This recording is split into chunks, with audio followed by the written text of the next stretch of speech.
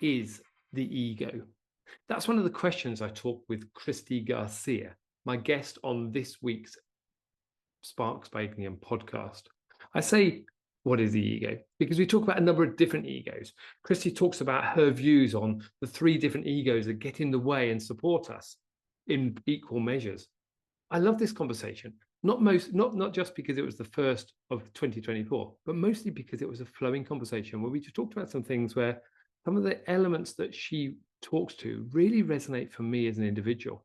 From a coaching perspective, I talk with people regularly about the things that get in the way, the things that are stopping them. And often it comes back down to ego.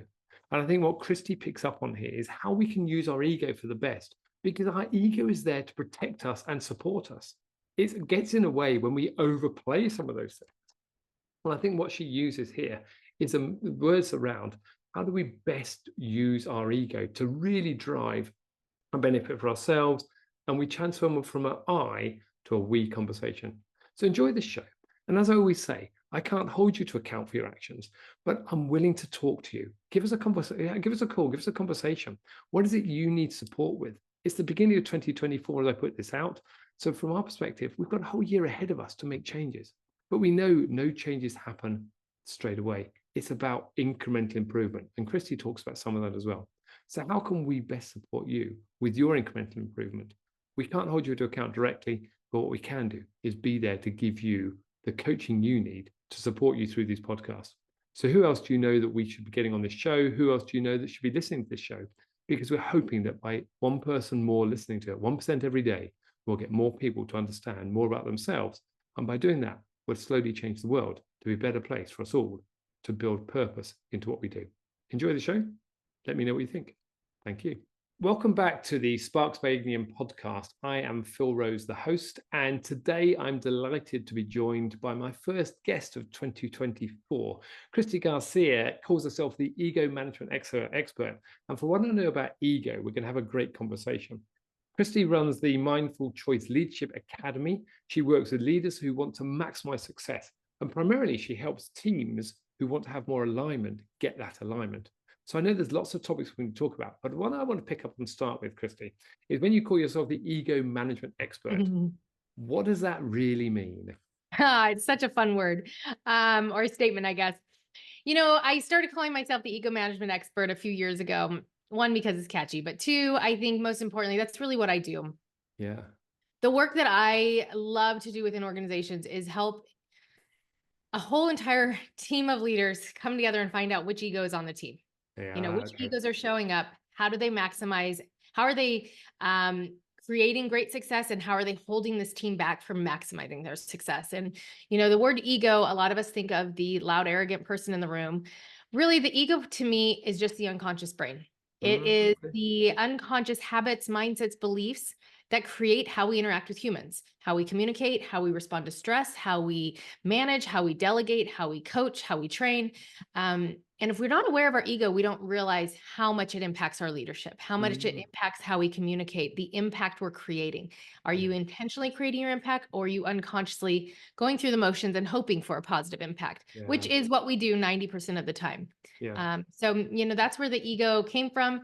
Management, if we learn to manage our ego, we learn to control our own mind so someone or something else doesn't. And that really is the power of great intentional leadership. Yeah, I love that. And it's interesting to say about that unconscious, because when I learned my NLP skills many years ago, we need to talk about the difference between unconscious and subconscious. And interesting, actually, when I think about that unconscious, it's that thing that just controls the way we do things. And often we don't know it's happening, but other people see it and feel it and sense it before we walk in the room. They know who we are, they know what we are. 100%. You said about that we see ego as that loud, brash thing, but we all have an ego at some level. Absolutely. And the quiet passive one is just as terrible as the loud aggressive one, right? Like they both are sabotaging tactics that don't lead us to great success. So you're absolutely right. And it's interesting, isn't it? Because when people talk about ego, you say about the unconscious there. We often talk about, check your ego, leave your ego at the door, or go in there and just be egoless.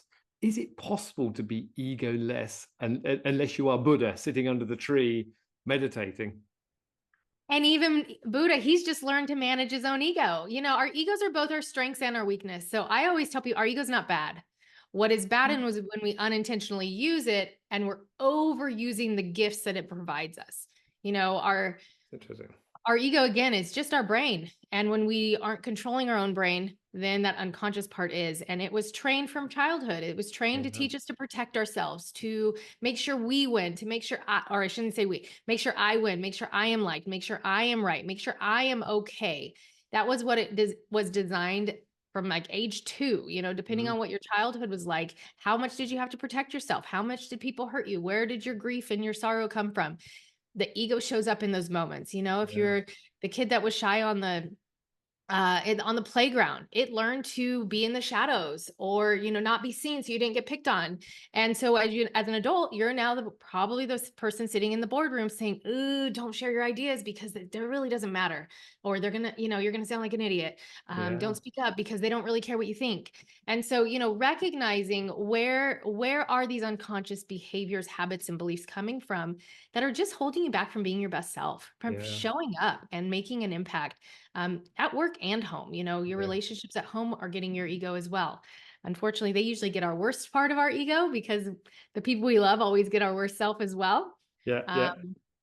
But what I love the most is when people come to the academy, typically I hear more often than not, I'm pretty aware. One of the first questions I ask people is on a scale of 1 to 10, how self-aware do you think you are? Majority of people rank themselves pretty high, 8, 9, 10. And the irony is when they start this work about week 1, they start to say, wow, I'm really at a 3. Because that, again, 95% of the time we're unconsciously going through the motions and our brain is just doing. We aren't intentionally thinking about what we do. We're just doing what we do because that's what we've always done. That's always a problem. Absolutely. You mentioned there Mindful Choice Leadership Academy, because I think this is the key thing. And that word mindful choice. So when we talk about choice, a lot of people say, well, I have no choice. I'm stuck in that way of doing things. You and I as coaches, we always use that word choice as saying everyone has a choice about everything they do. And people push back on that, say, no, I have no choice. So I love that statement. I have a whole chapter in Mindful in the Academy around choice and power and intention, because really what it comes down to is, if you think you don't have a choice, if you feel trapped, that's an ego's tactic. The ego wants to tell you there's a right way and a wrong way, or there's one way and it's not a good way, but you're stuck here and this is just what you have to deal with and you have to settle for it because this is just what's been handed to you and it's you're not in charge. And so when you feel trapped or when you feel like you're in a battle, there are egos in the room. And so when you can stop and say, you know what? We're battling here, especially business partners, or, you're sitting in a room of, in the boardroom trying to create a strategy for the year and you start doing this. It's because somebody or multiple people are attached to their own idea because their ego said, this is the right way. And if we can stop and say, you know what? We've got 2 ideas. Let's go to the board and write up 15 or 7. I always tell people, if you don't have a minimum of 7 options, you are an egomaniac mindset. If you can get yourself to 5 to 7 options, they don't all have to be good options, but they're options, and options give us power. When we feel like we have choices, we feel in control again. We feel like we are empowered to make a choice. And that's really what this work is about. Ego management is about finding the power of what you can control. We can't control a lot of things in the world, but we can control our actions, our decisions, and we can control our mindset and our beliefs to then be able to make a choice that feels empowered in that moment. Yeah, I think that's really powerful, actually. So I want to take a step back and I don't want to go forward again. So how did you get into this as well? Because I think that's an interesting story. And I'd like to come fast forward to where you are today, but let's go back in time a little bit. What brought you to this place of understanding about the mindful choice, the words you're using here? Because, I look at my life as a coach. I started coaching in 2008, but I'd been coaching before that. But before that, I was an engineer and I didn't know what this world was all about. So what brought you here? Well, I will have to say it was kind of the same thing. I had no idea what coaching was. I was in medical sales for about 7 years. I did recruiting and then sales from there. And I really loved my job, actually. But I had this entrepreneur spirit, thanks to my dad. He bred that into me. And I I had tried out real estate and I tried out travel agencies and all kinds of stuff. I always had a plan. And my boss at the time, who I had been traveling to different organizations with, he knew this about me. And so he's like, oh, you should check out life coaching. And I'm like, that sounds really hokey. Okay. I don't think so. Not for me. I lived in San Francisco at the time, so it was pretty woo-woo. Yeah. And so I started looking into it. I'm like, okay, but I am into personal development. Maybe this is something interesting I could at least use myself. Yeah. And so I started looking into it. I started, just jumped in and did a certification because that's kind of what I did at the time. And I started to see it as a growth for me. Okay. I couldn't quite see how it would apply to a business for me. But I went to Toronto for my third course in this certification, just to get that East Coast vibe. I like to travel. And that's when it kind of all made sense. It was like, wow, you get that East Coast vibe that has a little more of that black and white energy, a little more, business oriented mindset. And I'm like, okay, we can bring life coaching into the business. And this is bringing humans back to business. And that's really what I struggled with at the time. I was at a point in my career. I was either going to get into leadership or, training or something of that sort. And I just didn't like the options for many different reasons. But the biggest reason, there wasn't a lot of support once you got there. You see a lot of really successful sales rep get promoted, and then they kind of just fell flat for a while. For 2 or 3 years. It was hard. They weren't getting recognized anymore. They were kind of stressed out. And a lot of times it was because they didn't know how to shift from I win to we win. And so I got really curious about that. Before I learned about ego specifically, I actually had my own fall and I fell 30 feet from my fire escape. Yep. Okay. A literal fall, not a hypothetical one. And, it was one of those moments I realized I had a really big ego. I was walking my dog. It was 9:00 in the morning, right before the holidays. And I locked myself out. Our building did this often. But what happened was I got my neighbor to watch my dog. And she's like, well, let's go out my bedroom window. Our bedroom just shared the fire escape. Usually we would go to the top of the roof and crawl down and into our window. Again, not smart. I don't advise this for people to do. But at the time it made sense. And so we went out her bedroom window instead. Well, I guess most people, when they're on a high platform, they look down. I do not. Not sure if that's a gift or a curse. But I ended up walking into the 2x2 manhole and fell. Straight through. And, it was one of those times where it just wasn't my time to go. I somehow made it through all 3 floors. They all had that 2x2 square. And you somehow I made it all the way down. Yep. Straight through. And it was just really kind of a wild moment. I remember it feeling like a Wile E. Coyote moment. Do you guys know the Roadrunner, right? And he walks into the black hole and you just hear him go, woohoo! That's like the one description I can tell you. I remember having that thought, like this is happening. And I had already been doing this mindful work for about a year. And I remember telling myself, if I freak out and try to control this moment, I am going to get way more injured. And so I just took a breath and all of a sudden I knocked myself out and did my little somersaults through these holes. And I remember waking up, being in medical and also having a controller ego. I was like, okay, I'm awake. Wiggle your fingers, wiggle your toes. All is good. And it turned into just a moment of, okay, I'm good. I've got a party to get to. We can't do this. Well, I was knocked out for a couple minutes. And by the time the paramedics came, they told me they had to take me to the farthest hospital. I'm like, nope. I knew all these hospitals. I'm like, no, I want to go to this one. They're like, you can't, you're, level 1 trauma. You really have to go here.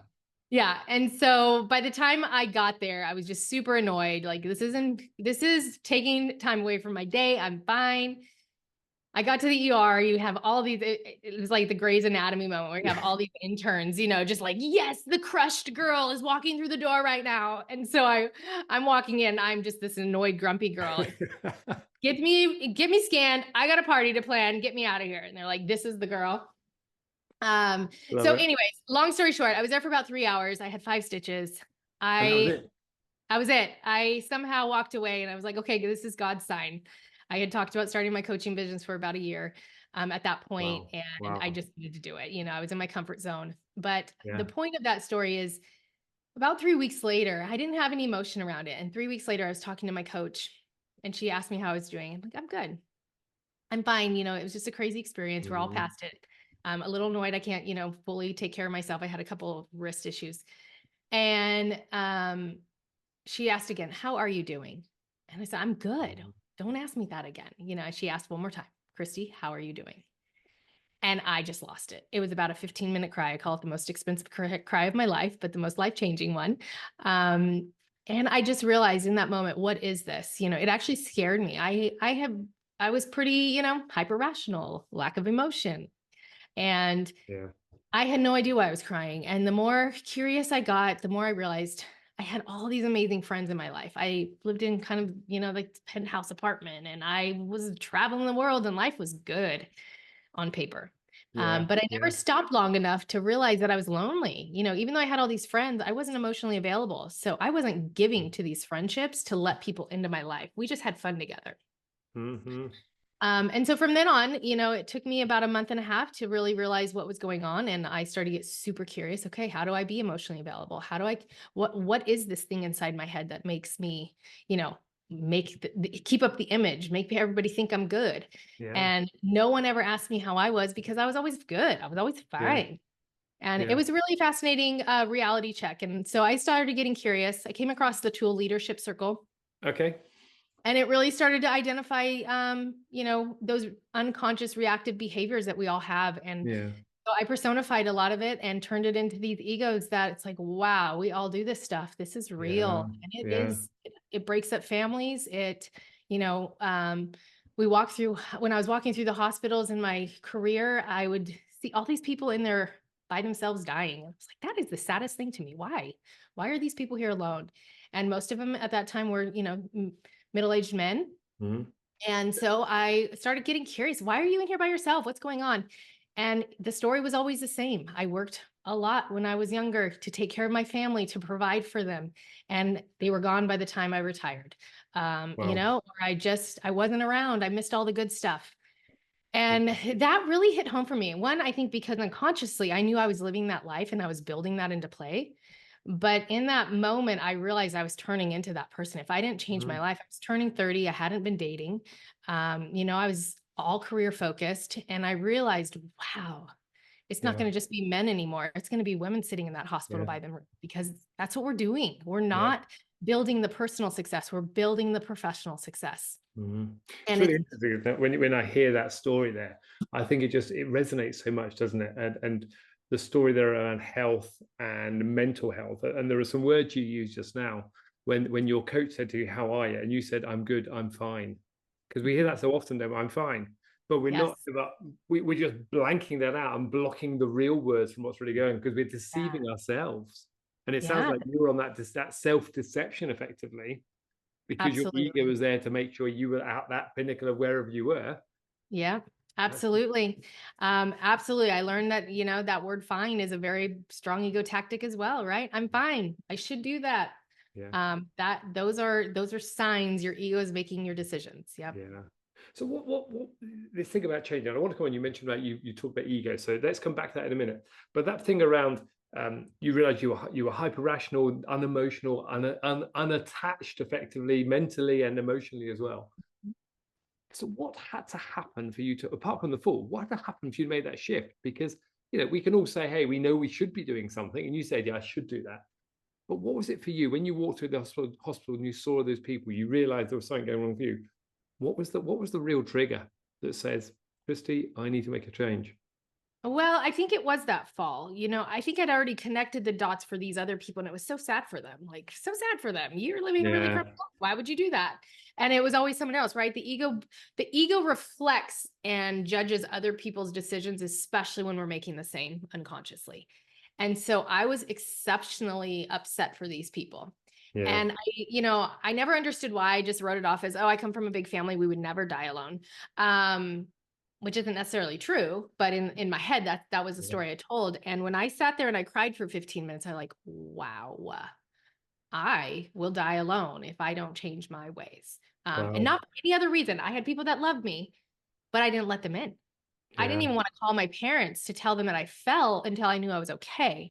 right? So it was like just those little things. The first text I sent out to my friends, because was having a big party that night, holiday party. And I sent it, hey guys, I'm in the hospital, super annoying. They won't let me leave yet. Don't worry though, I have no internal bleeding. Like that was my rational thought that was like the best message to send people, right? Because I was so emotionally unattached to the world. Yeah. And so, it was just, again, I think the thing that made me come to was that deep in your face self-awareness. Yeah. That's what we teach in the academy. We can teach you skills all day. We can teach you competencies all day. You can, do your goals and your resolutions all day. If you don't know your ego, it will sabotage those things every single moment of every single day. And that's where we jump in with real harsh self-awareness. Yeah. And then the next level is ownership. It's not just the self-awareness component, right? A lot of us hear things, but then we blow it off again. The ego's like, they just said that because they were mad, or, they were a jerk first. Oh, it doesn't really matter. I don't really care what they think. And so again, that ego's always working against us. Yeah. So when we can then, sorry, go ahead. No, you carry on. Yeah, I'll just say it's interesting when you say that, self-awareness to ownership. That's the real key thing to this as well. So it's, you said Absolutely. that ego's always working against us. Tell me more about that. Yeah. So it's always working against us. It wants to sabotage our success. It wants to sabotage our happiness. Because at the end of the day, if we're intentionally choosing our life, the ego has no place, right? We silence it. And we start to manage it. So then we just know how to use it for its gifts. And I think that's really the value, but we have to own it. I think that's the biggest part. When we start this program, a lot of people will start to see the self-awareness, and where the real changes though are at that 3 to 4 week mark, when it's like, whoa, I didn't just become aware of that. Now I own it and I recognized it in real time, and I seen it happen, and I connected the dots to the impact that it created. That's the full ownership component. Because otherwise it's like, oh, you were kind of aggressive in that meeting. Oh man, okay, I'll do better next time. Right? And we kind of just blow it off. Yeah. Or when you are fully aware and now you're ready to take ownership, you see, wow, I was aggressive in that meeting and I really shut down Sally. I didn't even let her talk. Oh, wow. Yeah. I didn't even ask if anybody had questions. I just told them what to do. And you start to see not just what you're doing, but how it's actually impacting or holding other people back from bringing their best self to the table as well. Yeah. I think it's really interesting, isn't it? Because that thing about best self, because actually it's we're not bringing our own best self to the table as well. So there's something there, we're not showing up as our best self. 100%. You said earlier about the fact that, when people show up originally on a scale of 1 to 10, they go, hey, I'm pretty good at this. And then they slowly realize, actually, I'm a 3. What's that realization for them though? Because we can all look at books, we can read, we can hear, but what has to switch in them for them to make that realization that I'm not here, I'm over here? What's the thing that you do or say or enact for them? Yeah. So first and foremost, again, we jump into self-awareness. So there's an assessment tool we use, and we get really serious feedback. Feedback that we can't deny. It's in black and white, which is one of the reasons I use the Leadership Circle tool, is because it's a visual, right? Our brains like to see something in black and white to make it real. Even though that doesn't like solidify it, you now can say, instead of someone just giving you feedback, we kind of go unconscious when people give us feedback. Like think about when you go to the doctor and they tell you something and you're like, oh yeah, I was fine. But then you forgot that he said, I need to take these 3 or 4 pills because my heart's, irregular or whatever. And so recognizing that just because someone tells us feedback, or, sometimes we get defensive when we hear feedback and we start to make excuses of why someone says we're doing something that's not ideal or our best self, because the ego gets defensive and shuts down. And so when we can start to see it in black and white, again, there's still usually a fight, like, yeah, I know I do that. Or they go into a place of, wow, I do that and I really feel bad about it. And their best self kicks in, but now their ego wants to actually beat them up. It either justifies the behavior or it goes to a place of super guilt, like, oh my gosh, I'm such a jerk. I can't believe I would act like that. And they go into a place of deprivation, right? And so being able to, then it's like a full cycle. This isn't work you do overnight. This is a life going, our ongoing journey that is throughout your life. But this academy is designed to help you through that journey and fast forward it. So, you get the feedback, you now get to sit with it. Now you get to see it apply in real time, and you start to see it when you're talking to your kids. You start to see it when you're with your team members or your staff. You start to see it when you're talking to your business partner. And you start to recognize it. So now you can start to sit back. The whole thing is know your best self and know your worst self. Have a good image of both so you can see those behaviors in real time, and then just stop and say, wow, I'm not going to judge my worst self. I'm just saying I'm doing it and I can apologize now. Where most of us, when we recognize our worst self in public, it's unconscious recognition. And we start to just, again, beat ourselves up or get angry. Yes, exactly. Yeah. So it's interesting. I want to come back. You mentioned about leadership circle. So you said there, you take the leadership circle, and you mentioned that twice there. So tell me about the leadership circle. What's that about in that case? So the leadership circle is a great tool. I've been using it forever. Again, I use it mostly for the visual. Most people need to see something in black and white, and it's just good third-party feedback. Yeah. What I love about the leadership circle is it's a full 360, but it's not just a competency test. It's not just a personality test or an EQ test. It's actually a very well-rounded one that's been, it was started at the MBA program at Notre Dame. Okay. So a lot of research has been put behind it. They've used it across the globe for, 40 years now. Okay. And, what they've found though, is that they took over 650 different assessments, your Myers-Briggs, your colors, everything else out there, and they consolidated in one. What is each one saying? And they put it into one thing. So this tool tells you what you do, why you do it, and then how to fix it. And so it's a really thorough assessment. It gives you your unconscious behaviors and reactive tendencies, so again, it kind of aligns with the ego talk and the personas that I've created to really just help solidify the whole story. Yeah. Okay. No, that's fascinating. I'll go and look up that, and I'll put links in the show notes so people can read up about that as well. In that case, go and check it out. Perfect. So we get that understanding of ourselves. We bring that awareness, and then we get that ownership. What comes next? Because obviously ownership is one thing. Where do you go next with this to embed it? Because effectively, this is a habit we've got to change, and it's ingrained habits where the ego is protecting ourselves in the past. So what do you need to do to embed this for longevity and sustainability? That's such a good question. I think self-awareness and ownership are the first part. And then really, once you start to get to that place of being intentional and being present, it's really hard to turn back. That's what I love about it is, we're really teaching people how to go from 95% of the time unconsciously showing up to 90%, 85%, 75% of consciously being present in their day. And the more present you are, the more you see these behaviors throughout the day, and you can stop yourself, you can check yourself. And so, the tools that we always recommend we call them ego management, is, after you recognize you're reacting, you learn the visceral feelings, you learn the behaviors, you learn the mindsets and the beliefs that go behind them, you can actually stop and say, I just did this. Why did I do this? This was the impact I created. Wasn't my intention, right? And it's just kind of becomes this intentional, conscious questioning of yourself that allows you to just slow down, be present, and choose intentionally what your next action, thought, or mindset's going to be, instead of letting the ego just react, in that split second and move forward for you.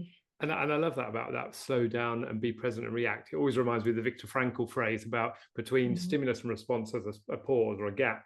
And I think that's the thing that a lot of people forget. They're just instantly reacting out of ego. So here we've got something that's really enabling us to slow down, be present. And I guess that's, when I think about the title you said about mindful choice, to me, this is about making that mindful choice in the first place. Yes. And understanding that.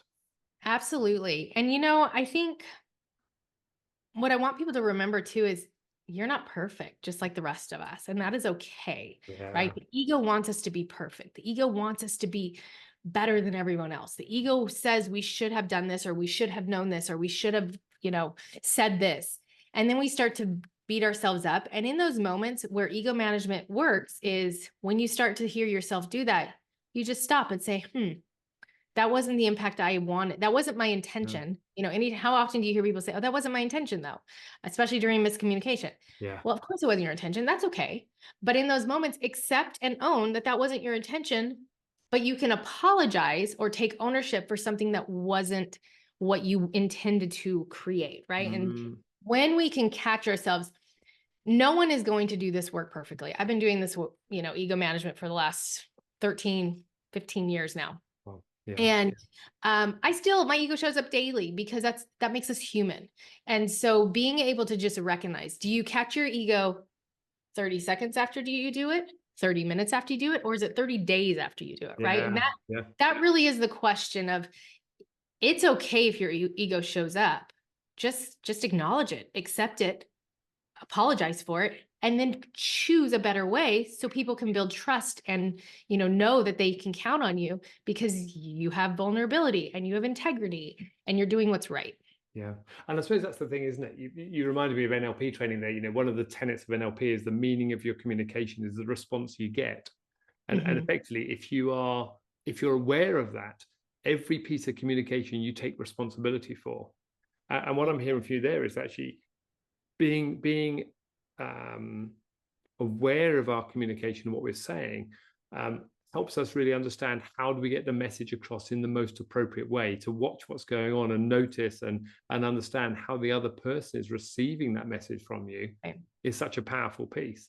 So I wonder, taking that to the next stage in that case, thinking about communication itself, what happens when you've got teams that some people have been through this and others haven't? Because you've then got this mismatch when other people get it. And I always say as well, it's a bit like a horse. You can take a horse to water, but you can't make it drink. Sure.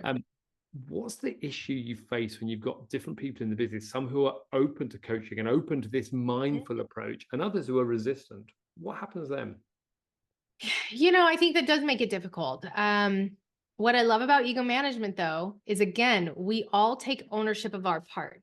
And when you start to recognize your own stuff, you stop judging others people's stuff, right? The ego, we all don't think, have some level of, we don't think we're worthy. We don't think we're good enough. We don't think we're smart enough. And so when you can start to learn about the ego, you actually become more empathetic towards not just yourself, but towards other people. And so you start to recognize, when someone's defensive, their ego's being stepped on. So we learn to just get curious. Instead of battling them and trying to continue to power over them and prove yourself, you learn to step back and say, this isn't personal. What's going on with them? And instead of fighting them, you get curious and say, hey, I notice we're not aligning. We're on the same team. What's actually going on, right? And you change the conversation. One of the biggest things we preach in Mindful Choice is you cannot change other people, but you can change your own approach, which can change how other people show up. And that really is the power, again, of ego management, because if you can manage your own ego, it can help manage everybody else's ego. When one ego shows up, many egos want to follow. And so you just need one person in the room to have a conscious, intentional brain that can catch their own ego and start to change the conversation to manage everybody else's. And that's the power of a team. Now, will you always be able to get every ego out of the room? Absolutely not. No. But again, being able to recognize that that's not my job. I'm not in control of them. It's not personal. All I can do is provide the tools, the resources to them. And then if they're not the right fit for the team or the culture, we get to make a decision from there. Too often people fire people because of their egos, when most of the time someone's managing or leading from their ego because they don't like this ego. And now they're firing someone because they didn't really they didn't bring their best leadership to the table either, right? And so I always tell my client, if you're going to fire someone, I get it. If they're not right for the team, get rid of them as quickly as possible. And make sure you can look yourself in the eye and say, I was my best self. I was a conscious leader. I brought the issues to the table. They understood real, genuine feedback. I gave them tools on how to improve and grow, and they chose not to use them. That's when you can walk away and say, I was a good leader. I was an intentional leader. I did my part, right? And I think 90% of the time, managers and leaders can't say that when they fire people. I think that's really interesting, isn't it? That thing about I was my best self. And actually, did you do all you could? Or was it a clash of egos, effectively? And therefore, you are as 50% responsible as well for the problems you've created. I think that's absolutely. Sorry for cutting you off. Go ahead. I was going to say, so often within businesses, you do get that, someone you say they're not a cultural fit, they don't fit the team, but actually maybe that's an ego thing. It's just a difference there. And we as managers, we as leaders need to recognize and say, okay, what can I do? And what I'm hearing you say there is if you've given everyone all the tools, you've really worked there from your best self to help them progress, and they've not taken it on, then there is an issue. But if you're doing it and coming at it from an ego clash point of view, then you're not being your best self as well. Well, and you're just going to get the same ego probably coming back in because again, egos have strengths and weaknesses. So let's say you're an engineer. Yeah. Engineers typically are more black and white brained, which means Yeah. they're typically more of a protector controller. They can be more aggressive. They can be more confrontational. They can be more direct. If you're a complier controller leader, you're going to feel that they are kind of a jerk and they're kind of mean and they don't really listen to you and they don't respect you. And you're going to want to make them wrong. And the problem is now you're just doing this and you're not getting the benefit. So most likely you're going to hire another engineer that has the same brain and you become the problem. You're now going to have high turnover under your team and leadership because you haven't learned to communicate with the protector controller ego. Yeah, that's really interesting, actually. So you mentioned about protector controller ego, and I know you've talked to me before about, there's a number of different types of ego out there. So I wonder what are the egos you say that are running people's lives? What are they? How would you describe them? So there's 3 different types of egos. There's the complier. The complier is your warm, inviting, caring person. You go along to get along. You're, friendly and you care about the people. You put people before tasks.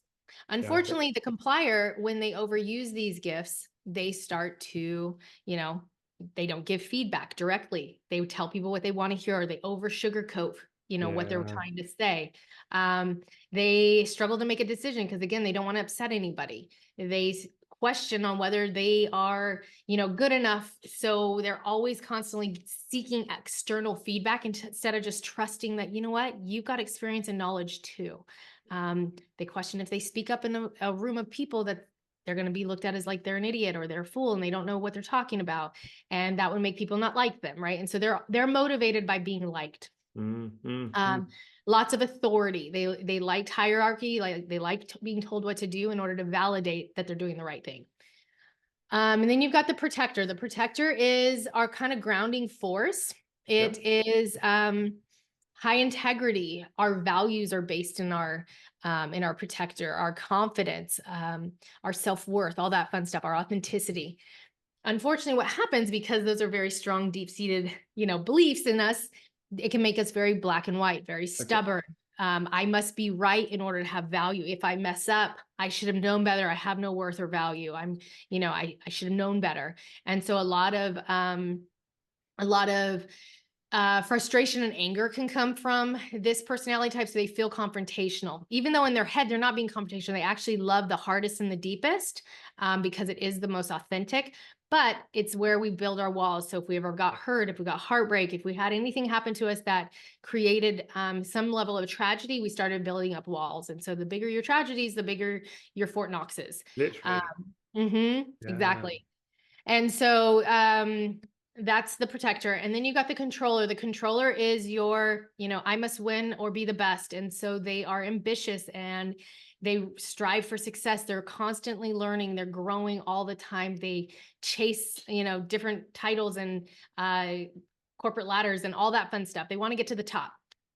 And the problem with the controller is they put task before people because they are so driven to win that they typically get to the finish line by themselves. A lot of times they are there because they're a freight chain, right? They'll run people, get on the train or get off, I'm going to run you over. And that energy is fun and ambitious or contagious. Like people want it. That's that motivation and that inspiring energy. But as soon as you leave the room, you take all that energy with you. And so a lot of times people are like, I don't even know what just happened. Or I don't like that plan. It was fun because we had a big cheerleader, but now she's gone and I don't get it. And so, recognizing where are these things serving you and where are they not? Yeah, it's really interesting, isn't it, when you say that? Because I was listening to you talking, I think, okay, where am I? Where are people I know? And you talk about control, and I can picture someone who's in that mindset straight away. And it's a friend of mine who I've known for many years, but that's who he is. I've also got someone I can put into that protector box there. Grounding, high integrity, definitely there. And I also know people who are the complier box. So it's really interesting how we can pigeonhole people straight away. So knowing that, and you talk there about the shadow side of those as well, effectively, or whatever the words you would use around that, the negative force on it. Once we know that, what can we do with it? Because if we recognize ourselves as controller, or recognize ourselves as protector, or recognize ourselves as complier, what do we need to do something about shifting it? Yeah, so I think it goes back to those simple pillars. The self-awareness, get really curious. Why are you doing these behaviors? Again, I don't like to call them shadows. I don't like to call them, weaknesses. They're really just overused strengths. Where are you overusing your strength, right? When you think about our weaknesses, let's say I'm a controller. I'm an over communicator. That is a gift until it's not. Ask my husband. When I start to over communicate, I get on my soapbox. I tell people what they're supposed to do. I start to, preach, and no one wants that, right? That doesn't work. And so recognizing, when are you overusing your strength? As a complier, you care about people. You want to take care of people. You make sure everybody's happy in the room. Unfortunately, where that can be overused is you don't speak truth. You get passive aggressive. You can possibly, you tell people what they want to hear and telling them instead of telling them what they need to hear. Yeah. And so, again, it's recognizing, where are we overusing our strength that's not serving people? Yeah. And I think that's really the gift of recognizing not just your own ego. I think a lot of times what happens, people hear the generic terms of the ego and they're like, oh yeah, I know this ego and I know this. It's really hard to recognize our own ego until we start to do that deep self-awareness work. Yeah. Once you do it, it's really hard to go back. But I think that's the thing, is don't get in the trap of identifying everybody else's ego. Stop and ask what your ego is. Because if you're recognizing it in someone else, most likely you're recognizing it in yourself and just not owning it. Mm-hmm. And it's really interesting, actually, because as you were saying that, I was thinking, okay, where would I put myself? And I can see myself there as a complier. That's my natural style.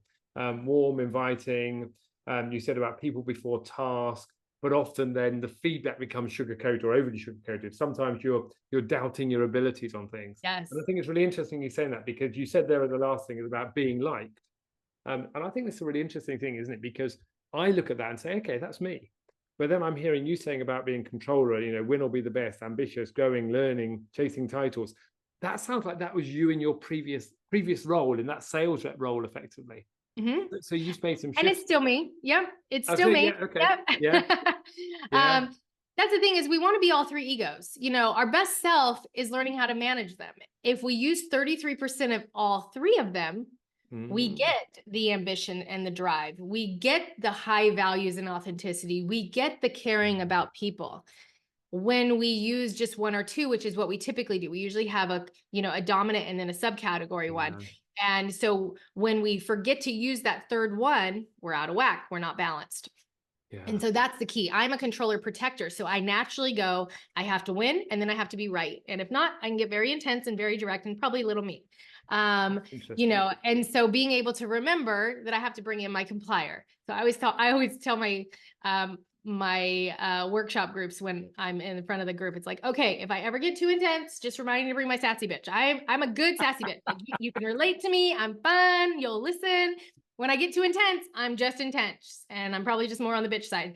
So, I think that's where we get to start to laugh and find humor in our ego, because it's part of us. It's not going to go away. So the more you can just embrace it and make it like not bad, and just like, hey, yeah, I can do that. And I don't like it when I do that. And so I want to apologize for it.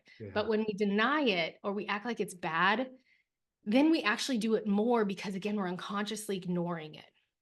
I think that's really interesting, that unconsciously ignoring it, and therefore we're choosing consciously to unconsciously ignore it effectively, because we are aware of it. We're putting it in a box and saying we'll deal with that later. Yes. So there's something there about that awareness there, isn't it? And the phrase I always use is, awareness is the greatest agent for change.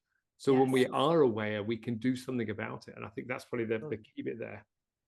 So I love this. We've talked here lots about conversation, and we said we'd speak for 45 minutes now, but there's another hour of conversation here, so we might need to have another. It's such a fun topic.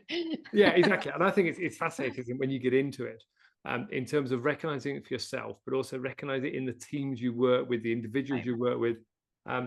So here we are. We're start of 2024. There's a year ahead of us here. I wonder, what would be your advice if you were, some people make New Year's resolutions, or goals they're going to be setting themselves. If you were talking to the audience out there today and say, hey, if there's 2 to 3 pieces of advice I could give you to think about ego management, e-control, what things would they be? I think 1, get feedback. Yeah. Hardcore external feedback, not you saying, hey, tell me how I'm doing. You hire a third party, or you send out an anonymous survey on your Google Forms. get feedback and tell people, hey, I cannot be better as a parent, as a boss, as a friend, as a business partner, until I hear what my current impact is. Ask the hard questions and then listen to it. It's going to hurt. It's going to sting, but you'll be better for it. So I always say that's number one. Get the feedback. You cannot change if you do not know what you're currently doing. Impact or perception is not truth, but perception is reality. And if you don't recognize that how people perceive you is the reality of your impact, it doesn't matter what your intention is. If your impact is making a negative impression on people, that is the truth of your perception. And that's the truth of your reality in that moment. So the only way to change reality is to acknowledge what perception is currently and choose to change it, right? And so the only way to do that is through feedback. Two is, once you hear it, now you have to own it. It's one thing hearing it. Don't ignore it. Don't throw it away. Don't file it away. Say, I'll deal with this another day because I'm too busy, because that's what the ego wants to do and it wins. Three, I would say, you know what, this work isn't about, making massive changes tomorrow. The ego says, oh, I have to either manage my ego or I just should wait to do the work. Be 1% better every day. 1%. Choose one small thing you can do to be a better boss, friend, parent, sibling, child, whatever your hats are. One small thing every single day. By the end of the week, you're 7% better. By the end of the month, you're 30% better. By the end of the year, you're 365% better. I think the ego wants to create very ambitious goals, either very ambitious or no ambition at all.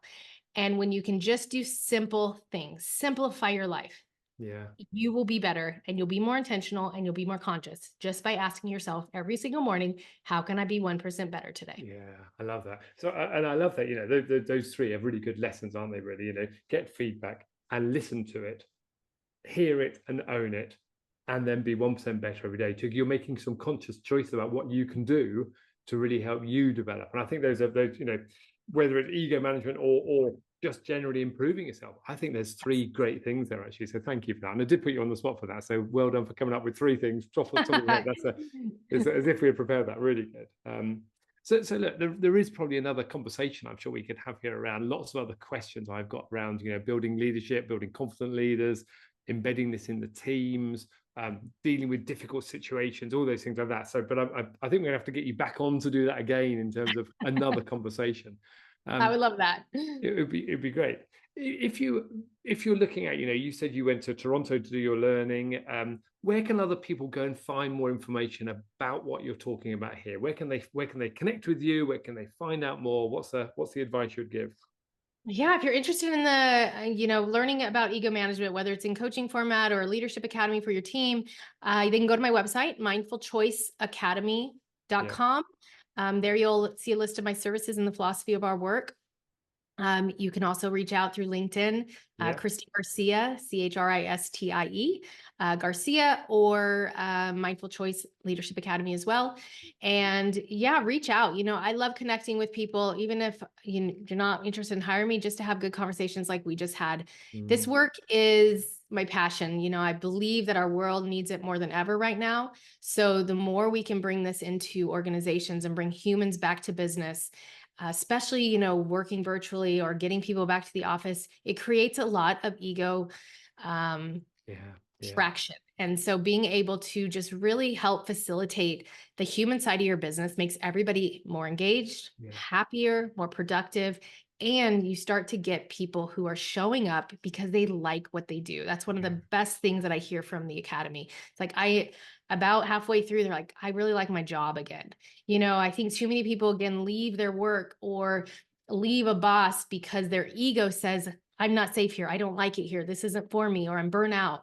And again, if you can just get that ego out of the room, they'd re-engage. They would enjoy their work again.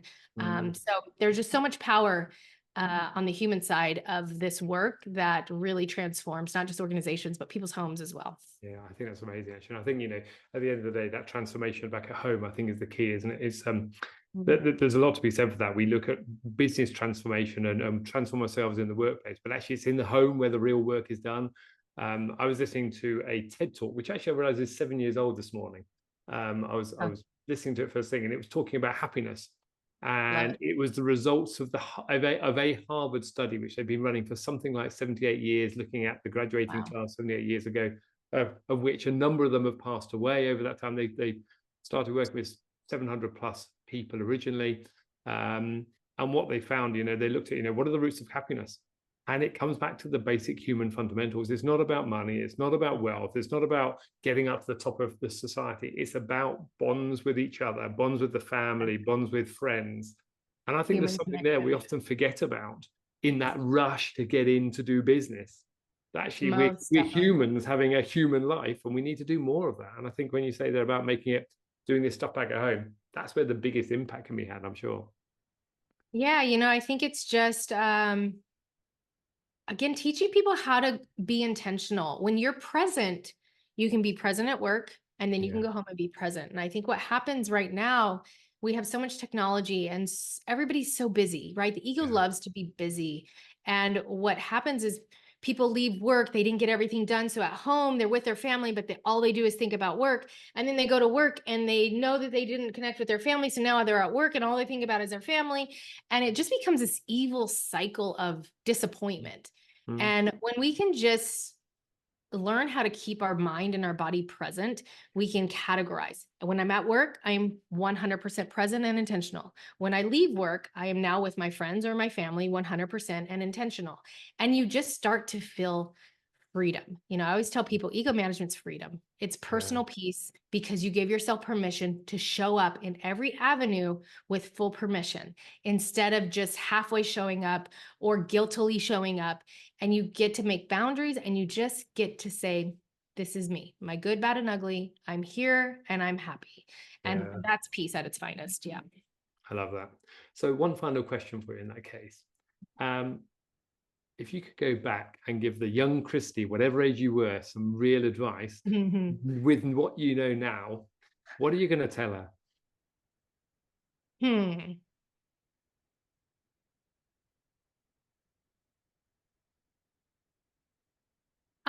I think I would tell her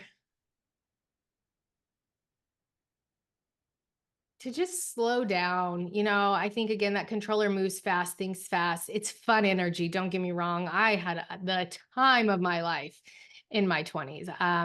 That's the thing. I don't even know if I would change anything. It got me here, right? Our lessons are what life's about. I think a lot of times we want to try to avoid tragedy. We want to try to avoid chaos, and that's not avoidable.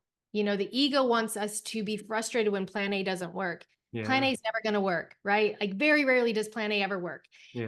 So learning to dance in the chaos, maybe that's the advice I would give. Like enjoy the chaos, enjoy the journey, identify the lessons, learn it, and move on as quickly as possible. Too often we get so stuck on what didn't work or who didn't work or what broke our heart or who do we need to make love us or what job do we need to prove ourselves for? And we get stuck on something that's just it's not the right hole. Like it's not the right path.